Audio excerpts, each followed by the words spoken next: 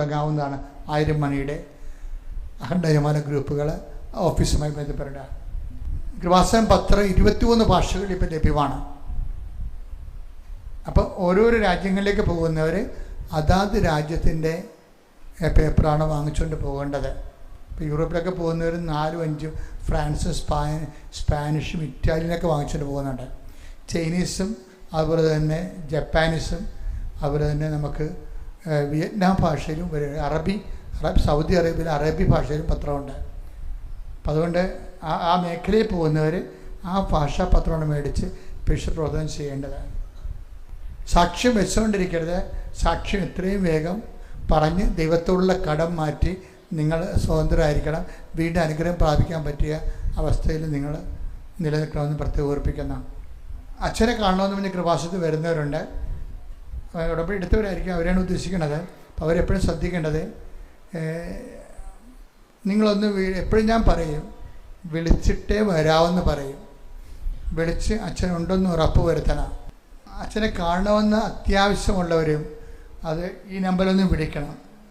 94 47 28 54 00. കുറച്ച് നേരം വിളിച്ചാലേ കിട്ടത്തുള്ളൂ. കാര്യം എല്ലാവരും ആ നമ്പറിലേക്ക് വിളിക്കുന്ന കാരണമാണ് കുറച്ച് നേരം കഴിച്ച് വിളിച്ചാലേ കിട്ടത്തുള്ളൂ. എല്ലാവരും ആ നമ്പറിൽ വിളിച്ച് അച്ഛനുണ്ടെന്ന് ഉറപ്പ് വരുത്തണം. ഇപ്പോൾ കഴിഞ്ഞ ദിവസം തന്നെ ഞാൻ പെട്ടെന്ന് പോകേണ്ടി വന്നു.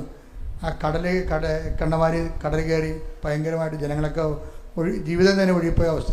അപ്പം അതിന് ഗംഭീര സമരം ഉണ്ടായി. അപ്പം എമർജൻസി ആയിട്ടൊക്കെ പോകാതിരിക്കാൻ പറ്റത്തില്ല, അപ്പം തന്നെ പോകും. അപ്പം അതുകൊണ്ട് അച്ഛനൊന്ന് വിളിച്ച് ചോദിക്കുന്നത് എപ്പോഴും നല്ലതായിരിക്കും. ഉടമ്പടി ധ്യാനവും അതുപോലെ തന്നെ അത് ഷെയർ ചെയ്യുകയും ചെയ്യണം. പിന്നെ നമ്മുടെ രാവിലെയുള്ള മിഷൻ ധ്യാനമില്ല, എല്ലാ രാവിലെയുള്ള ധ്യാനം എന്ന് പറയുന്നത് അന്നത്തെ ജീവിതം മൊത്തം മാതാവിന് സമർപ്പിച്ച് മാതാവ് ആണ് നിങ്ങളെ ആശ്രയിച്ച് വിടുന്നത്. അതുകൊണ്ടാണ് ഡെയിലി പീരീഡ് അനുഗ്രഹ പ്രാർത്ഥന നിങ്ങൾ കൂടാതെ പോകരുതെന്ന് പറയണത്. അതെന്നെ അത് ഷെയർ ചെയ്യുകയും ചെയ്യണം. പരിശുദ്ധ പരമദിവ്യകാരുണ്യത്തിന്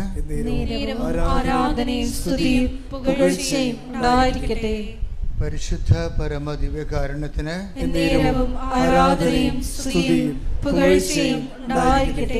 പരിശുദ്ധ പരമദിവ്യകാരുണ്യത്തിന്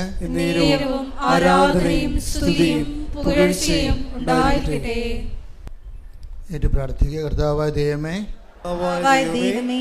ഈ ഉടമ്പടി ധ്യാനത്തിന്റെ ആദ്യാന്ത്യങ്ങളിലെ അങ്ങയുടെ കരുണാദ്രമായ പരിശുദ്ധാത്മാവിന്റെ അഭിഷേകത്താൽ ഞങ്ങളെ പഠിപ്പിക്കുകയും പുതിയ ബോധ്യങ്ങളിലേക്ക് ഞങ്ങളെ നയിക്കുകയും അങ്ങയുടെ സാക്ഷിയായി ഞങ്ങളെ ഉയർത്തുകയും ചെയ്യണമേ.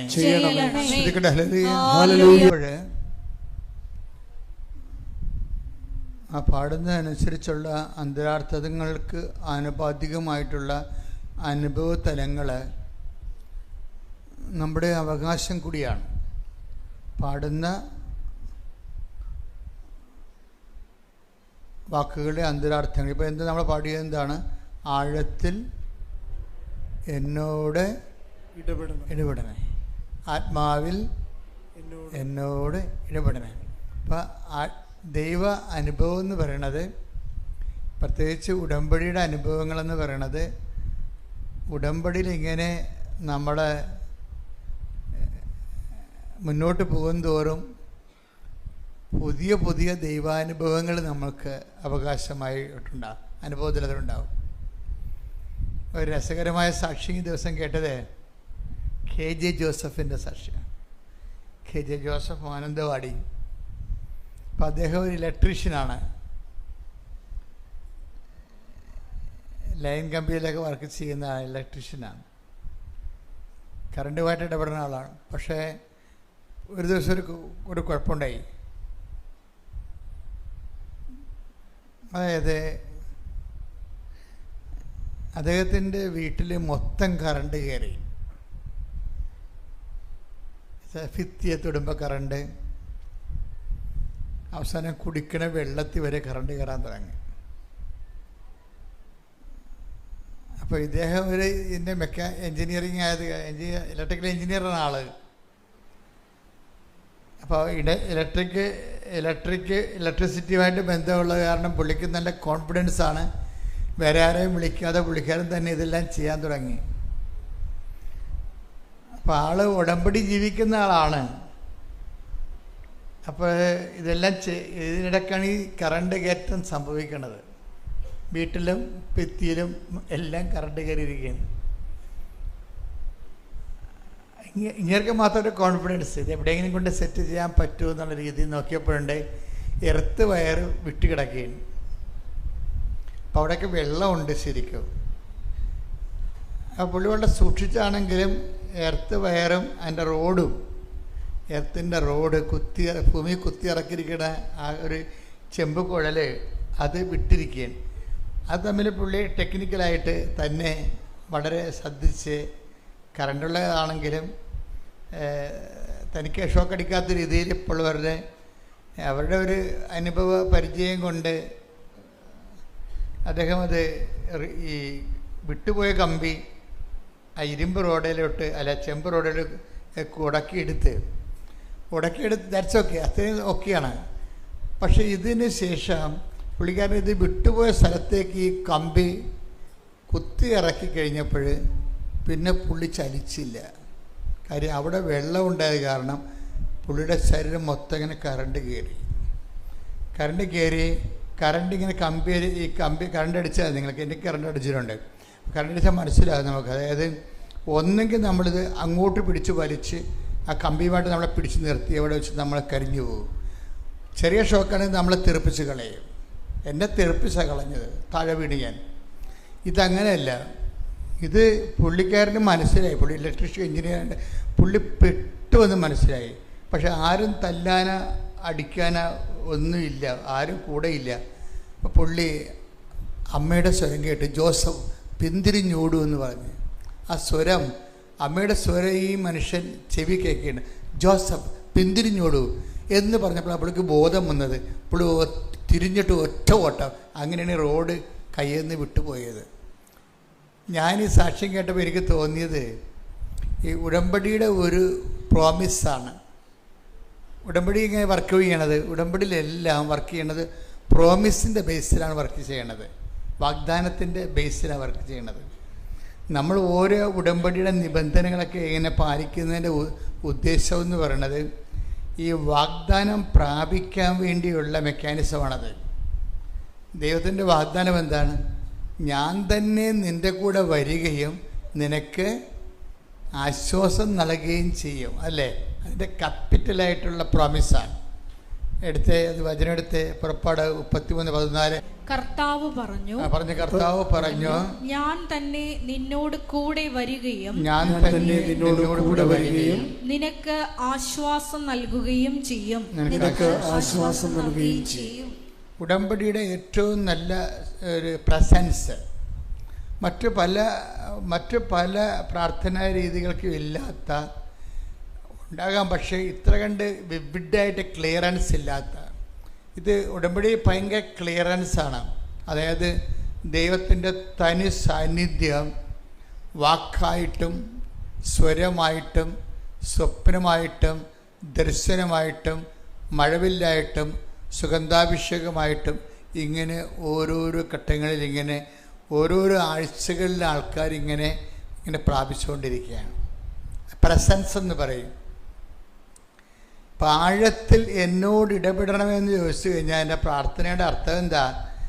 ദൈവത്തിൻ്റെ ആഴമുള്ള അനുഭവങ്ങൾ എനിക്ക് തരണമെന്നാ. ആഴമുള്ള അനുഭവങ്ങൾ കിട്ടിക്കഴിഞ്ഞാൽ ഗുണമെന്ന് വെച്ചാൽ നമുക്കറിയാം, ആഴമുള്ള അനുഭവങ്ങൾ കിട്ടിയാൽ നമ്മൾ പിന്നെ ചെറിയ ചെറിയ പ്രശ്നങ്ങൾ ഒരു പതറത്തില്ല. ആഴമുള്ള അനുഭവങ്ങൾ, ഇപ്പോൾ ആൾക്കാരെന്താ പതറണത്? ആൾക്കാർക്ക് മുൻ അനുഭവങ്ങളില്ലാത്തത് കൊണ്ടാണ്. മുന്നനുഭവങ്ങൾ പ്രധാനപ്പെട്ട കാരണമാണ്. ഇപ്പം അപ്പമില്ലാത്തതിനെക്കുറിച്ച് നിങ്ങൾ എന്തിന് ആകുലപ്പെടുന്നു? അപ്പം ആകുലത എന്തുകൊണ്ടാണ്? ആകുലത വരണം. അപ്പോൾ ഈശോ കൊടുക്കണ മറുപടി എന്താണ്? 5 അപ്പം 5000 പേർക്ക് വേണ്ടി തീറ്റിപ്പോറ്റിയപ്പോൾ നിങ്ങൾ എത്ര കുട്ട നിറയെ ശരി, take the word of God. മർക്കോസ് 8:17. ഇത് മനസ്സിലാക്കിയ യേശു അവരോട് പറഞ്ഞു നിങ്ങൾക്ക് അപ്പമില്ലാത്തതിനെ കുറിച്ച് എന്തിനു തർക്കിക്കുന്നു? ഇനിയും നിങ്ങൾ മനസ്സിലാക്കുകയും ഗ്രഹിക്കുകയും ചെയ്യുന്നില്ലേ? നിങ്ങളുടെ ഹൃദയങ്ങൾ മന്ദീഭവിച്ചിരിക്കുന്നുവോ? കണ്ണുണ്ടായിട്ടും നിങ്ങൾ കാണുന്നില്ലേ? ചെവി ഉണ്ടായിട്ടും നിങ്ങൾ കേൾക്കുന്നില്ലേ? നിങ്ങൾ ഓർമ്മിക്കുന്നില്ലേ? അഞ്ചപ്പം ഞാൻ 5000 പേർക്കായി ഭാഗിച്ചപ്പോൾ ശേഷിച്ച കഷണങ്ങൾ നിങ്ങൾ എത്ര കുട്ട നിറച്ചെടുത്തു? 12 എന്നവർ പറഞ്ഞു. അപ്പൊ ഒരു ആകുലത, അപ്പമില്ലാത്തതിനെ കുറിച്ചൊരു ആകുലത, ജോലി ഇല്ലാത്തതിനെ കുറിച്ച് ആകുലത, വിവാഹം ഒത്തുവരാത്തതിനെ കുറിച്ച് ആകുലത, മക്കളില്ലാത്തതിനെ കുറിച്ച് ആകുലത നമുക്ക് വരും.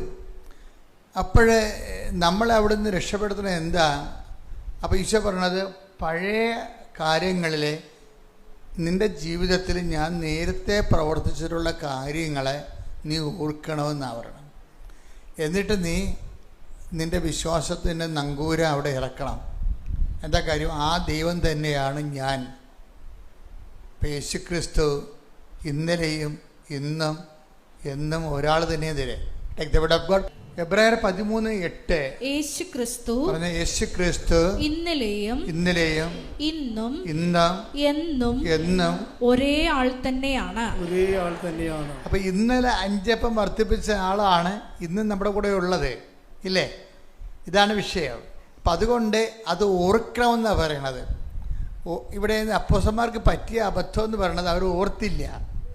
നമുക്ക് അനുഭവങ്ങൾ ഉണ്ടാകാം, പക്ഷെ അത് ഓർക്കണത്, ആ ഓർക്കണതിൻ്റെ കൂടെ ഉണ്ടാകുന്ന ആശ്വാസം അത് വേറെ ഒരു വിഷയമാണ്.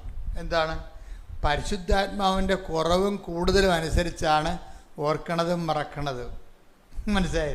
അവിടെയാണ് ആ കുഴപ്പം വരണത്. പരിശുദ്ധാത്മാവിൻ്റെ റോള് ഭയങ്കരമാണ്. അതുകൊണ്ടാണ് പരിശുദ്ധാത്മാവ് വരുമ്പോൾ ഞാൻ പഠിപ്പിച്ചിട്ടുള്ളതെല്ലാം നിങ്ങളെ അനുസ്മരിപ്പിക്കണ്ടേ.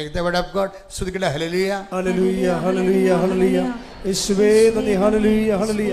യോഹന്നാൻ 14:26 എന്നാൽ എന്റെ നാമത്തിൽ പിതാവ് അയക്കുന്ന സഹായകനായ പരിശുദ്ധാത്മാവ് എല്ലാ കാര്യങ്ങളും നിങ്ങളെ പഠിപ്പിക്കുകയും ഞാൻ നിങ്ങളോട് പറഞ്ഞിട്ടുള്ളതെല്ലാം നിങ്ങളെ അനുസ്മരിപ്പിക്കുകയും ചെയ്യും. പഴയ കാര്യങ്ങൾ ഓർക്കണമെന്ന് ഈശോ പറയുന്നുണ്ട്. ഓർക്കുമ്പോഴാണ് ഈ ആശ്വാസം ഉണ്ടാകുന്നത്. ആ ഈശോ തന്നെയാണ് ഇപ്പോഴും ഉള്ളത്. അവിടെ നീ സംഭ്രമിക്കേണ്ട കാര്യമില്ല, ഭയപ്പെടേണ്ട കാര്യമില്ല. ഞാനാണ് നിന്റെ ദൈവം. Take the word of God. സ്തുതിക്കട്ടെ. ഹല്ലേലൂയ, ഹല്ലേലൂയ, ഹല്ലേലൂയ, ഹല്ലേലൂയ. യേശുവേ നന്ദി. ഹല്ലേലൂയ, ഹല്ലേലൂയ, ഹല്ലേലൂയ. യെശയ്യാ 41:10 ഭയപ്പെടേണ്ട, ഞാൻ നിന്നോട് കൂടെയുണ്ട്. സംഭ്രമിക്കേണ്ട, ഞാനാണ് നിന്റെ ദൈവം. ഞാൻ നിന്നെ ശക്തിപ്പെടുത്തുകയും സഹായിക്കുകയും ചെയ്യും. എന്റെ വിജയകരമായ വലത്തു കൈകൊണ്ട് ഞാൻ നിന്നെ താങ്ങി നിർത്തും. I will uphold you in my victorious right hand. എൻ്റെ വിജയകരമായ വലത്ത് കരത്താൽ ഞാൻ നിന്നെ താങ്ങി നിർത്തും. വിജയകരം എന്ന് പറയുന്നത് എന്താണ്? നേരത്തെ യുദ്ധം ചെയ്ത് ജയിച്ച കൈയാണെന്ന്. മനസ്സിലായില്ലേ? നീ അനുഭവിക്കുന്ന പല പ്രശ്നങ്ങളിലൂടെയും കടന്നുപോയി അതിനെല്ലാം ജയിച്ച ആളാണ്. അതുകൊണ്ട് ഇതെല്ലാം കണ്ടതാണ്. അതുകൊണ്ട് നീ ഭയപ്പെടേണ്ട കാര്യമില്ല. ഞാനാണ് നിന്റെ ദൈവം. കൈയടിക്കട്ടെ. സ്തുതിക്കട്ടെ. ഹല്ലേലൂയ. പരിശുദ്ധാത്മാവായിരിക്കും. അപ്പം അതുകൊണ്ട് തന്നെ എപ്പോഴും നമ്മൾ വിജിലൻ്റ് ആകണം. നമ്മളിൽ പരിശുദ്ധാത്മാവ് ഉണ്ടെങ്കിൽ പഴയ ഫയലെടുത്ത് നമുക്ക് കാണിച്ചു തരും. നമ്മൾ ഓർപ്പിക്കും. പരിശുദ്ധാത്മാവ് വരുമ്പോൾ ഞാൻ പഠിപ്പിച്ചിട്ടുള്ള നിങ്ങളെ അനുസ്മരിപ്പിക്കുമെന്നാണ് ഈശോയുടെ വാഗ്ദാനം. അപ്പോൾ ഈ പരിശുദ്ധാത്മാവിൽ ഇങ്ങനെ നിലനിൽക്കാൻ എന്താ മാർഗം? എല്ലാവർക്കും വരുന്ന സംഭവങ്ങൾ അവർ പരിശുദ്ധാത്മാവ് ഇപ്പോൾ നമുക്ക് ചില ആപ്ലിക്കേഷൻസൊക്കെ ഉണ്ടല്ലോ, മൊബൈലൊക്കെ ആപ്ലിക്കേഷൻസ് ഇല്ലേ, അപ്പോൾ ഉണ്ടാവും. പക്ഷേ നമ്മൾ പറയും അത് ആക്ടിവേറ്റഡ് ആയിട്ടില്ലെന്ന് പറയും. രണ്ടും രണ്ട് സംഭവമാണ്. അപ്പോൾ നമ്മൾ അതിൻ്റെ ബട്ടൺ അമർത്തി ആക്ടിവേറ്റ് ആക്കും. പരിശുദ്ധാത്മാവ് നമ്മളിൽ ഉണ്ടാവും, അത് ആക്ടിവേറ്റ് മോഡിലായിരിക്കത്തില്ല. ആക്ടിവേറ്റ് ചെയ്യണമെങ്കിൽ, പരിശുദ്ധാത്മാവിനെ ആക്ടിവേറ്റ് ചെയ്യണമെങ്കിൽ, പ്രവർത്തനക്ഷമമാക്കണമെങ്കിൽ പ്രഥമ നടപടി എന്താണ്? പശ്ചാത്താപമാണ് അല്ലേ? പശ്ചാത്താപം. അപ്പം ഞങ്ങൾ പരിശുദ്ധാത്മാവിനെ സ്വീകരിക്കാൻ ഞങ്ങൾ എന്ത് ചെയ്യണമെന്നൊക്കെ ചോദിക്കുമ്പോൾ അതിന് സുവിശേഷത്തിലൂടെ പത്രോസ് നൽകുന്ന മറുപടി എന്താണ്? നിങ്ങൾക്ക് പശ്ചാത്താപം ഉണ്ടാകണം അല്ലേ? നടപടിയെടുത്ത് അപ്പോസ്തല പ്രവർത്തനങ്ങൾ 2:38. പത്രോസ് പറഞ്ഞു, നിങ്ങൾ പശ്ചാത്തപിക്കുവിൻ, പാപമോചനത്തിനായി എല്ലാവരും യേശുക്രിസ്തുവിന്റെ നാമത്തിൽ സ്നാനം സ്വീകരിക്കുവിൻ. പരിശുദ്ധാത്മാവിന്റെ ദാനം നിങ്ങൾക്ക് ലഭിക്കും. അപ്പോൾ നിങ്ങൾ ഓർക്കും, അയ്യോ ഇന്നിപ്പോൾ ഇവിടെ എല്ലാവരും കാത്തലിക്സിലല്ലേ ഇരിക്കുന്നത്, നോൺ ക്രിസ്ത്യൻസും ഉണ്ട്. അപ്പോൾ നിങ്ങൾ അയ്യോ ഞങ്ങളെങ്ങനെ സ്നാനം സ്വീകരിക്കണമെന്ന്. സ്നാനം പലതരം ഉണ്ടല്ലേ. വെള്ളത്തിൽ ബാപ്റ്റിസം വിത്ത് വാട്ടറുണ്ട്, പിന്നെ ബാപ്റ്റിസം ബൈ ഫെയ്ത്ത് ഉണ്ട്. എല്ലാവർക്കും സ്വീകാര്യവും ലളിതവുമായ മാർഗം എന്താണ്? Baptism by ഫെയ്ത്താണ്. യേശുക്രിസ്തുവാണ് എൻ്റെ പാപങ്ങൾക്ക് പരിഹാരം ചെയ്തതെന്ന് വിശ്വസിച്ചാൽ വിശ്വാസ സ്നാനമായി. കൈയടിച്ച് ശ്രുതികടല്ലേ എങ്കിൽ എൻ്റെ അകത്ത് കാപട്യമുണ്ട്. പലർക്കും പറ്റുന്ന വിശ്വാസം, അതായത് ഞാൻ വിശ്വാസിയാണെന്ന് പറയുകയും ചെയ്യും, അവർക്ക് വിശുദ്ധി ഉണ്ടാകുകയും ചെയ്യത്തില്ല. അത് പക്ഷേ ഇത് രണ്ടും കൂടി സിങ്ക് ആകുമ്പോഴാണ് ശരിക്കും ഈ പവർ ആക്ടിവേറ്റ് ആകണത്. ഇപ്പോൾ യേശുക്രിസ്തുവിനെ നമുക്ക് വിശ്വസിക്കാം, കേവലമായി വിശ്വസിക്കാം. ആക്ടിവേറ്റ് ആകണമെന്ന് നിർബന്ധമില്ല. കാര്യം യേശുക്രിസ്തു എന്ന് പറയുന്നത് ഒരു വ്യക്തിയുമാണ്, അതേസമയം തന്നെ ശക്തിയുമാണ്. അത് സ്റ്റാറ്റിക്കായിട്ടിരുന്നാൽ നമുക്ക് അതുകൊണ്ട് പ്രയോജനമൊന്നുമില്ല. ഇത് ഡൈനാമിക്കായിട്ടിരിക്കണം. യേശുക്രിസ്തു ഒരേ സമയം തന്നെ വ്യക്തിയാണ്. എന്താ 1:24 വിളിക്കപ്പെട്ടവർക്ക് യഹൂദരോ ഗ്രീക്കുകാരോ ആകട്ടെ ക്രിസ്തു ദൈവത്തിന്റെ ശക്തിയും ദൈവത്തിന്റെ ജ്ഞാനവുമാണ്. അപ്പൊ ഒന്ന് ചിന്തിച്ചു നോക്കി, വിളിക്കപ്പെട്ടവർക്ക് യഹൂദർക്കോ വിജാതിയർക്കോ ആരായാലും കുഴപ്പമില്ല. അതായത് വിളിക്കപ്പെട്ടെന്ന് വെച്ച് കഴിഞ്ഞാൽ വിശ്വാസത്താൽ ആകർഷിക്കപ്പെട്ട ആൾക്കാരെയാണ് ഈ വിളിക്കപ്പെട്ടതെന്ന് പറയുന്നത്. അല്ലാതെ ദൈവം ഇങ്ങനെ ഓട്ടോറിക്ഷ മേക്കും കേട്ട് വിളിച്ചുകൊണ്ട് നടക്കുകയല്ല. വിശ്വാസത്താൽ ആകർഷിക്കപ്പെടുന്നവരാണ്. ആരാണ്? വിളിക്കപ്പെടുന്നവർ. ഇപ്പം വിളിക്കപ്പെട്ടവർക്ക് ആരാണ്? യേശുക്രിസ്തു ആരാണ്? ദൈവത്തിൻ്റെ ജ്ഞാനവും ദൈവത്തിൻ്റെ ശക്തിയുമാണ്. ഇപ്പം ദൈവത്തിൻ്റെ ശക്തി എന്ന് പറയുമ്പോൾ എന്താണ്? ദൈവത്തിൻ്റെ പവറാണ്. ഇപ്പം എപ്പോഴും നമ്മൾ ശ്രദ്ധിക്കേണ്ടത് 2 തരത്തിലാണ് ദൈവത്തെ നമുക്ക് അനുഭവവേദ്യമാകണത്. ഒന്ന് വ്യക്തിയായിട്ടും രണ്ടാമത്തത് ശക്തിയായിട്ടും. ഒന്ന് വ്യക്തിയായിട്ടും രണ്ടാമത്തത് ശക്തിയായിട്ടും. ഇപ്പം ചില സമയത്ത് വ്യക്തിയും ശക്തിയും ഒരുമിച്ച് വരും. ഇപ്പം ചില സമയത്ത് നമ്മൾ പരിശുദ്ധാത്മാവിനെക്കുറിച്ച് ഈ പ്രസംഗങ്ങളുണ്ട്. വെച്ച് കഴിഞ്ഞാൽ പരിശുദ്ധാത്മാവിനെ നിങ്ങൾ വേദനിപ്പിക്കരുതെന്ന് പറയത്തില്ലേ? എഫേസോസ് 4:30 രക്ഷയുടെ ദിനത്തിനു വേണ്ടി. എഫേസോസ് 4:30 ലേഖനമാണ് കേട്ടോ, പൗലോസ് അപ്പോസ്തലന്റെ. രക്ഷയുടെ ദിനത്തിനു വേണ്ടി നിങ്ങളെ മുദ്രിതരാക്കിയ ദൈവത്തിന്റെ പരിശുദ്ധാത്മാവിനെ വേദനിപ്പിക്കരുത്. വേദനിപ്പിക്കണ ഒരു വ്യക്തി ആയാലല്ലേ വേദനിപ്പിക്കാൻ പറ്റത്തുള്ളൂ, ഇല്ലേ? ഇപ്പം ദൈവം വ്യക്തിയാണ് ശരിക്കും. അപ്പോൾ വ്യക്തിയായിട്ട് ഇങ്ങനെ അതേസമയം അതാണ് വേദനിപ്പിക്കുന്നത് പറയണത്. എപ്പോഴാണ് വേദനിച്ച് പരിശുദ്ധാത്മാവിനെതിരായിട്ടുള്ള പാപങ്ങളിലേക്കൊക്കെ നമ്മൾ വീഴുമ്പോഴാണ് പരിശുദ്ധാത്മാവ് വേദനിക്കുകയും, വേദനിച്ച് കഴിഞ്ഞാൽ പിന്നെ സംഭവിക്കുന്നത് എന്താണ്? നിർവീര്യമായി പോകും, പവർ പോകും. ഡീപ് പവർ എന്ന് പറഞ്ഞില്ലേ, പവർ പോകും. 1 തെസ്സലോനിക്കർ 5:19 ആത്മാവിനെ നിങ്ങൾ നിർവീര്യമാക്കരുത്. അവിടെ എന്താ പറയണത്? നിർവീര്യം ആക്കരുത്, ഡീപ് പവർ ചെയ്യരുതെന്ന്. അതായത് ആത്മാവ് ശക്തിയായത് കൊണ്ടാണ്, ആത്മാവ് ശക്തിയായത് കൊണ്ടാണ് നിങ്ങൾ ഡീപ് പവർ ചെയ്യരുതെന്ന് പറയണത്, നിർവീര്യമാക്കരുത്. അപ്പം ദൈവകൽപ്പനകൾക്കെതിരെ, അപ്പം ഡീപ് പവർ ചെയ്യാതിരിക്കാൻ വേണ്ടി, പവർ മെയിൻറ്റെയിൻ ചെയ്യാൻ വേണ്ടിയാണ് ഈ ഉടമ്പടിയിലേക്ക് വരണത് നമ്മൾ. മനസ്സിലായില്ലേ? ആ ദൈവമായിട്ടുള്ള സ്നേഹം നിലനിൽക്കാൻ വേണ്ടി എപ്പോഴും ഈശോ പറയും, നിങ്ങൾ എൻ്റെ സ്നേഹത്തിൽ നിലനിൽക്കുവേൻ. സംഭവിക്കുന്ന വിഷയങ്ങളെക്കുറിച്ചാണ് ഇപ്പോൾ പരിശുദ്ധാത്മാവ് വെളിപ്പെടുത്തുന്നത്. ഒന്നെന്താണ്? ദൈവം അടിസ്ഥാനപരമായിട്ട് ആരാണ്? ഒരു വ്യക്തിയാണ്. അതേസമയം തന്നെ ദൈവം സാരൂപ്യത്തിൽ വ്യക്തിയും സാരാംശത്തിൽ ശക്തിയുമാണ്. ഈ ശക്തി നമ്മളിലേക്ക്, നമ്മളെ സ്നേഹത്തിൽ നിലനിന്ന് കഴിയുമ്പോൾ ശക്തി ആവഹിക്കാൻ തുടങ്ങും. ഇതാണ് എൻ്റെ ഒരു പ്രോസസ്സിങ് എന്ന്, പ്രക്രിയ എന്ന് പറഞ്ഞാൽ.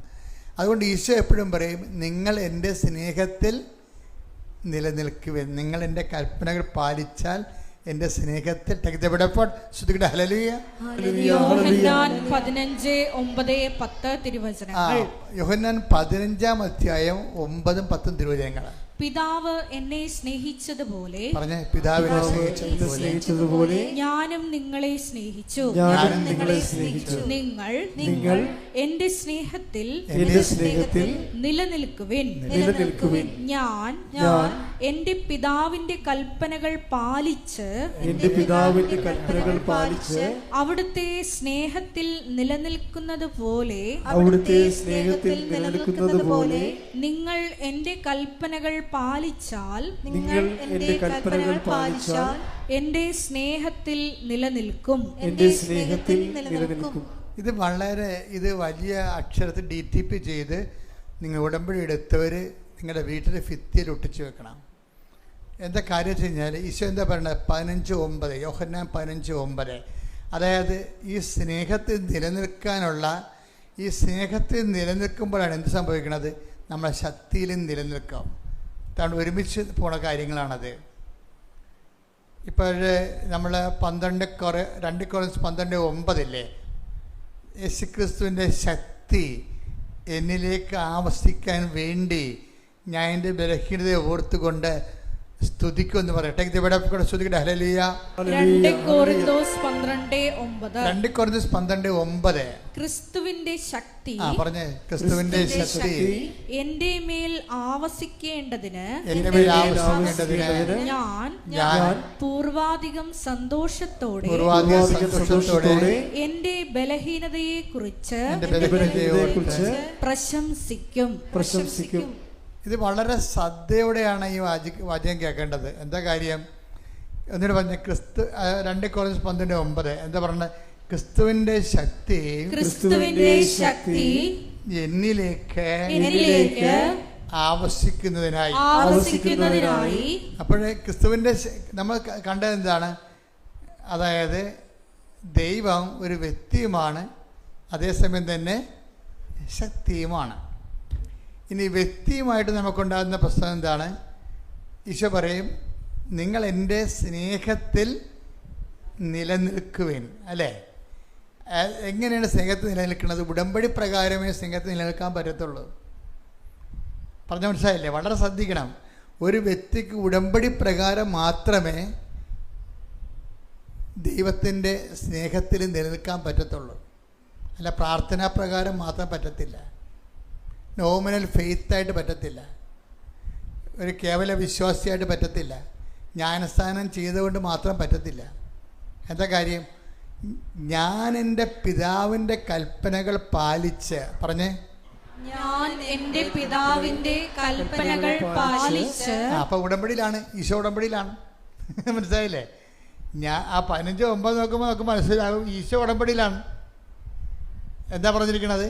ഞാൻ എൻ്റെ പിതാവിൻ്റെ കൽപ്പനകൾ പാലിച്ച്, പറഞ്ഞേ, ഞാൻ എൻ്റെ പിതാവിന്റെ കൽപ്പനകൾ പാലിച്ച് അവിടുത്തെ സ്നേഹത്തിൽ നിലനിൽക്കുന്നത് പോലെ എന്റെ കൽപ്പനകൾ പാലിച്ചാൽ നിങ്ങളും എന്റെ സ്നേഹത്തിൽ നിലനിൽക്കും. അപ്പൊ ഇതാണ് ഈ സ്നേഹത്തിൽ നിലനിൽക്കുന്നതാണ് ഇതിന്റെ ഒരു സ്റ്റാറ്റസ് എന്ന് പറയുന്നത്. ഇപ്പം കത്തോലിക്കർ കുമ്പസാരിക്കുമല്ലോ, 2 ആഴ്ച കൂടെ കുമ്പസാരിക്കാൻ പറഞ്ഞിട്ടുണ്ട്. കുമ്പസാരിക്കുമ്പോൾ അത് കുഴിയാഴ്ച കുമ്പസാരമല്ല കേട്ടോ, നോൻപ് കുമ്പസാരവും അല്ല. ഉടമ്പടി കുമ്പസാരം എന്ന് പറയുന്നത് ആദ്യം നിങ്ങൾ പരിശോധിച്ച് സ്റ്റാറ്റസ് കീപ്പ് ചെയ്യുന്നുണ്ടോ എന്ന് നോക്കണം. എന്താണ്? കർത്താവിൻ്റെ സ്നേഹത്തിലാണോ ഞാൻ നിലനിൽക്കുന്നതെന്നാണ് ആദ്യം പരിശോധിക്കേണ്ടത്. ഉടമ്പടി പുതുക്കുന്നവരും പരിശോധിക്കേണ്ടത് അതാണ്. ഫസ്റ്റ് റെഫറൻസ്, ഞാൻ കർത്താവിൻ്റെ സ്നേഹത്തിലാണോ നിലനിൽക്കുന്നത്. ഇപ്പം നിലനിൽക്കുന്നതിന് എന്താ? എൻ്റെ കൽപ്പനകൾ പാലിച്ചാൽ, പറഞ്ഞേ, എൻ്റെ കൽപ്പനകൾ പാലിച്ചാൽ നിങ്ങൾ എൻ്റെ സ്നേഹത്തിൽ നിലനിൽക്കും. അപ്പൊ കൽപ്പനകൾ പാലിക്കുന്നതിലൂടെയാണ് നിങ്ങൾക്ക് എന്നോട് സ്നേഹമുണ്ടെങ്കിൽ നിങ്ങൾ എൻ്റെ കൽപ്പനകൾ പാലിക്കും. ഈശോ എടുത്തെടുത്ത് പറയുന്ന സംഭവമാണ്. ദൈവം ഒരു വ്യക്തി എന്ന നിലയിൽ ആ വ്യക്തിയോടുണ്ടാകാവുന്ന നമ്മളുടെ ഇൻറ്റിമസി നിശ്ചയിക്കുന്നത് നമ്മൾ പാലിക്കുന്ന വചനങ്ങളുടെ, ചെറുതും വലുതുമായിട്ടുള്ള വചനങ്ങളുടെ വെയിറ്റേജ് അനുസരിച്ചായിരിക്കും. ഇൻറ്റിമസി ദൈവമായിട്ടുള്ള, ശ്രദ്ധിച്ച് കേൾക്കണം, ഇത് പ്രബോധനമാണ്. പ്രബോധനം എന്തിനുള്ളതാണ്? നിങ്ങൾക്ക് പ്രബോധനം കൊടുക്കാനുള്ളതാണ്. 2 തരം വിളമ്പലാണ് ആൾക്കാരിൽ നിന്ന് കിട്ടുന്നത്. പാല് കിട്ടും ശിശുക്കൾക്കാ. പാല് കഴിഞ്ഞാൽ പിന്നെ കിട്ടണത് എന്താ? പ്രബോധനമാണ്. അപ്പോൾ ചിലർക്ക് പ്രബോധനമാകുമ്പോൾ അയ്യോ ഇത് പ്രബോധനമാണല്ലോ എന്ന് പറയുമ്പോൾ അതല്ല, അത് പുതുക്കിയ ദൈവത്തെ വളർന്ന ദൈവത്തിന് വേണ്ടി ജീവിക്കുന്ന ആൾക്കാർക്ക് വേണ്ടിയാണ് ഈ പ്രബോധനം കിട്ടുന്നത്. കാര്യം പാലും പ്രബോധനവും, ലളിതമായ ആഹാരവും ഗുരുത്വമുള്ള ആഹാരവും രണ്ടും രണ്ടാണ്. ഇപ്പം നിങ്ങൾക്ക് നൽകിക്കൊണ്ടിരിക്കുന്നത് രണ്ടും ഒരുമിച്ചാണ് നൽകിക്കൊണ്ടിരിക്കുന്നത്. പാല് കൊണ്ടിരുത്ത് പ്രബോധനമുണ്ട്. ഈ പ്രബോധനം എപ്പോഴും നമ്മൾ ശ്രദ്ധിക്കണം. പ്രബോധനം മനസ്സിലാക്കി കഴിഞ്ഞാൽ നിങ്ങളെ ഉപദേശ വരങ്ങളാണ്. അപ്പോൾ ഒന്നെടുത്ത് ഹെബ്രായരെടുത്ത് ഹെബ്രായർ 5:12 ഇതിനകം നിങ്ങളെല്ലാവരും പ്രബോധകരാകേണ്ടിയിരുന്നവരാണ്. അതാണ് സംഭവം. ഈ ഉടമ്പടി വെള്ള ഉടമ്പടിയുണ്ട്, സിൽവർ ഗ്രേ എന്നൊക്കെ പറഞ്ഞില്ലേ, ആ കക്ഷികളെ കുറിച്ചാണ് ഇപ്പോൾ പറയണത്. എന്താണ്? അവർ പ്രബോധകരാകേണ്ടിയിരുന്നവരാണെന്ന്. പക്ഷെ അവർ വയറ്റിപ്പഴിപ്പോട് നടന്ന് പ്രബോധകരായില്ല. അതാണ് ഈ പറയണത്. വളരെ ശ്രദ്ധിക്കേണ്ടതാണ്. ഇതിനകം നിങ്ങളെല്ലാവരും പ്രബോധകരെ വെച്ചാൽ മറ്റുള്ളവരെ. കഴിഞ്ഞ ദിവസങ്ങളിൽ ശ്രീജ രാജേഷ് എന്നും പറഞ്ഞു, ഈ ക്രിസ്ത്യാനിയുടെ കാര്യം പോക്കാണെന്ന് തോന്നുന്നു. ഇന്നലെ ശ്രീജ രാജേഷ് എന്നും പറഞ്ഞൊരു മോളോട് സാക്ഷ്യം പറഞ്ഞു. ശ്രീജ രാജേഷ്. അപ്പോൾ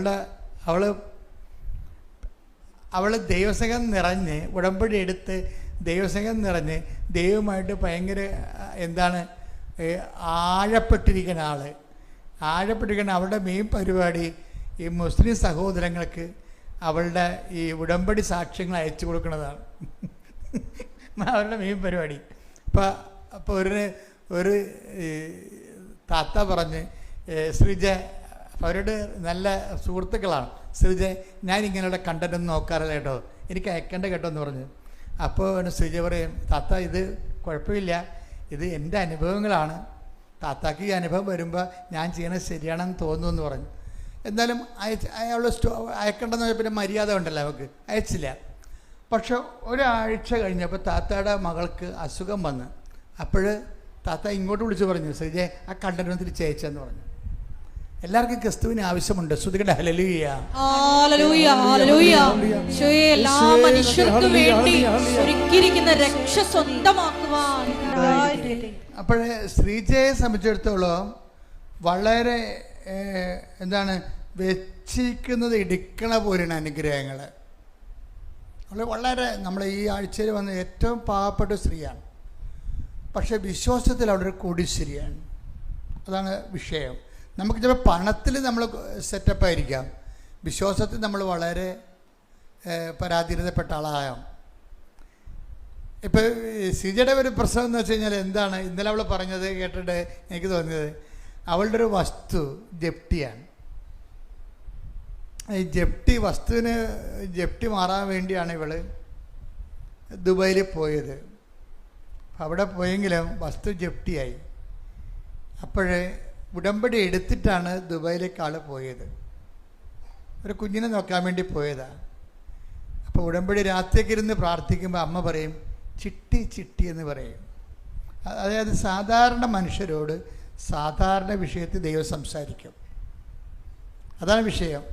അവർക്ക് രക്ഷപ്പെടാൻ മാർഗമില്ല. മാതാവ് അവളോട് പറയും സിജ ചിട്ടി ചിട്ടി എന്ന് പറയും.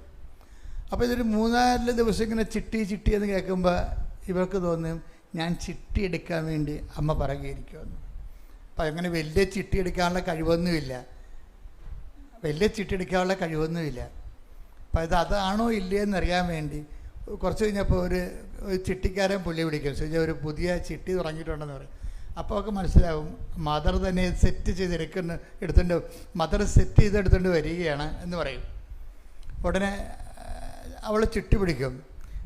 അവൾ ചിട്ടി എടുക്കും. അപ്പോൾ അവൾ പറയണ ഇതാണ്, ചിട്ടി വീണാലും എനിക്ക് ഈട് വെക്കാനുള്ള പ്രമാണം വേറെ ബാങ്കിൽ ഇരിക്കണേ. അതാണ് പ്രശ്നം. ഓരോ മനുഷ്യൻ പെടുന്ന പാടില്ലേ, കണ്ണുനീര് അവൻ്റെ കണ്ണീര് അവൻ്റെ സ്വന്തമാണ്. അത് അനുഭവിക്കുമ്പോൾ നമുക്ക് മനസ്സിലാകത്തുള്ളൂ. പക്ഷെ മാതാവിനെല്ലാം മനസ്സിലാവും. കയ്യടിയുടെ ശ്രുതികളുടെ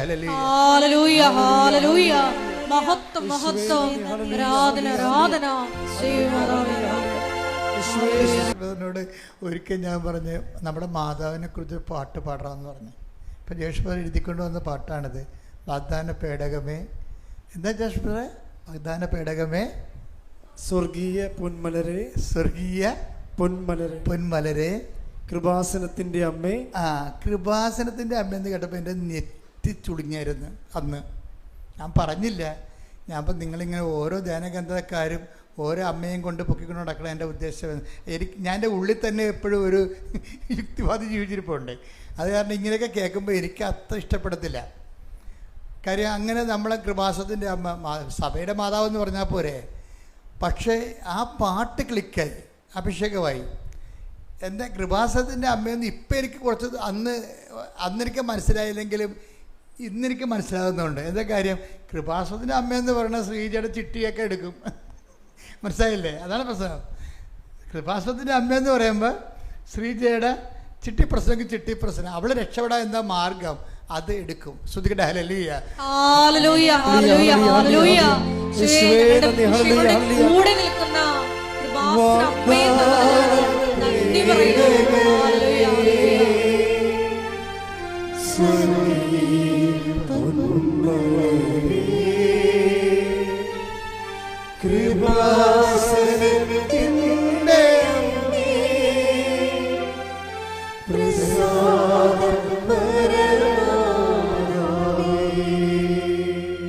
പരിശുദ്ധ പരമദിവ്യകാരുണ്യത്തിന് ആരാധനയും സ്തുതിയും പുകഴ്ചയും ഉണ്ടായിരിക്കട്ടെ. പിന്നെ ആ ചിട്ടിക്കാരൻ വിളിച്ച് പറഞ്ഞ ശരി, 2 ചിട്ടി തുടങ്ങിയിട്ടുണ്ട് പുതുതായിട്ട്, നീ വേണേ ഒരു ചിട്ടി കൂടി എടുക്കാൻ പറഞ്ഞു. അപ്പം അതിനും കൂടി 5000 രൂപയാണ് എൻ്റെ ഗഡുക്കൾ വരുന്നത്. ഇവൾ 5000 അടച്ചു. ഇപ്പോൾ ഒരു ദിവസം ഒരു മാസം 10000 രൂപ 2 ചിട്ടിക്ക് അടക്കണം. വേറെ കടങ്ങളൊക്കെ ഉണ്ട്. ഇതിനോട് ചിട്ടിയും കൂടി ചെയ്താൽ പിന്നെ അറ്റപ്പറ്റ നിൽക്കുകയുള്ളു. അപ്പം അങ്ങനെ ഒരു ബാലൻസിലാണ് പോണത്. നൂലുമേക്കൂടിയുള്ള നൂൽപ്പാലത്തിൽ കൂടിയുള്ള ജീവിതമാണ് ഇങ്ങനെ പോണത്. അപ്പോൾ അമ്മയോട് അവൾ പറയും, എൻ്റെ ജപ്തിയാണ് പറമ്പിന്, അതിൻ്റെ സമയം കഴിയാൻ പോകുന്നു, ചിട്ടിയുടെ ദിവസമായി വരുന്നു. അമ്മ ഈ ചിട്ടിക്ക് എന്നെ സഹായിച്ചാൽ മാത്രമേ ഈ ജപ്തിയിൽ നിൻ്റെ പ്രമാണം രക്ഷപ്പെടുത്താൻ പറ്റത്തുള്ളൂ. ഇതൊക്കെ പറഞ്ഞാൽ അമ്മയ്ക്ക് പെട്ടെന്ന് മനസ്സിലാകും. അതാണ് മനസ്സിലായത്. ഇപ്പം നിങ്ങൾ ഇപ്പോൾ ബുദ്ധിയുള്ളവരൊക്കെ പറയും, ഇങ്ങനെയൊക്കെയാണ് മാതാവിനോട് പ്രാർത്ഥിക്കണം. ശ്രീജ അങ്ങനെയാണ് പ്രാർത്ഥിച്ചത്. കാര്യം അവളുടെ പ്രശ്നം അതാ. അവളെന്താ പറയണത്, അവളുടെ ബാങ്കിൽ അവളുടെ പ്രമാണം ജപ്തിയിലാണ്. അതിനൊരു ഡേറ്റ് ഉണ്ട് ജപ്തി. ആ ഡേറ്റിന് മുമ്പ് ചിട്ടി വീഴണം. ചിട്ടി ഒന്നേ ഇറക്കിയിട്ടുള്ളൂ. ആ ചിട്ടി വീഴാൻ വേണ്ടിയാണ് ഇവൾ പറയണത്. ആ ചിട്ടിയിൽ 60 പേരുണ്ട്, കുറിയിടുകയാണ്. ആ ചിട്ടിക്ക് 60 ആൾക്കാർ ചേർന്നിട്ടുണ്ട് അതിൻ്റെ അകത്ത്. അപ്പോൾ ഇവിടെ രാത്രി ഇരുന്ന് അമ്മയോട് പറയും, അമ്മേ 60 പേരുണ്ട്, ചോദിക്കണമെന്നും പറയണ്ട, വേറെ മാർഗ്ഗമില്ലല്ലോ. അമ്മ ഇവിടുന്ന് അവൾ പറയുന്നുണ്ട്, ചില്ലും പൊട്ടിച്ച് അമ്മ പോകണം. ആ പ്രാർത്ഥന അത്രയേ ഉള്ളൂ, സിമ്പിളാണ് ആ പ്രാർത്ഥന. നമുക്കത് പറയുമ്പോൾ അയ്യോ ഇങ്ങനെയൊക്കെയാണ് പ്രാർത്ഥിക്കുന്നത്.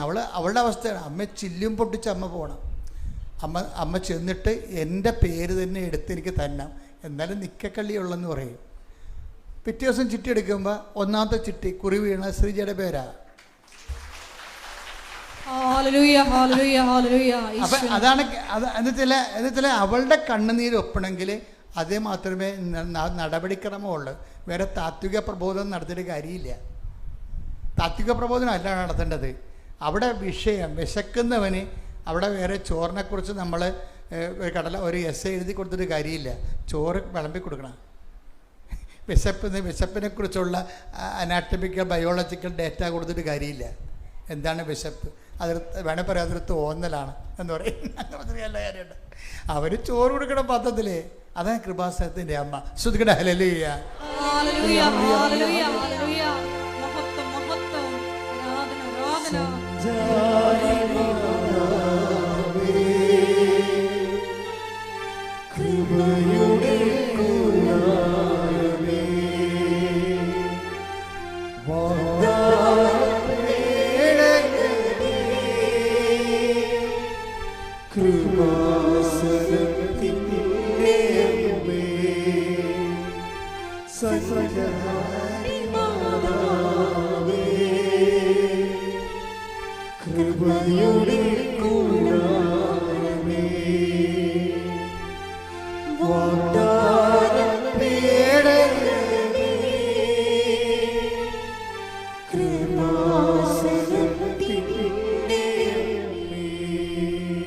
സഞ്ചാരി മാതാവ് എന്നുള്ള കോൺസെപ്റ്റ് എങ്ങനെ വന്നതാണ്?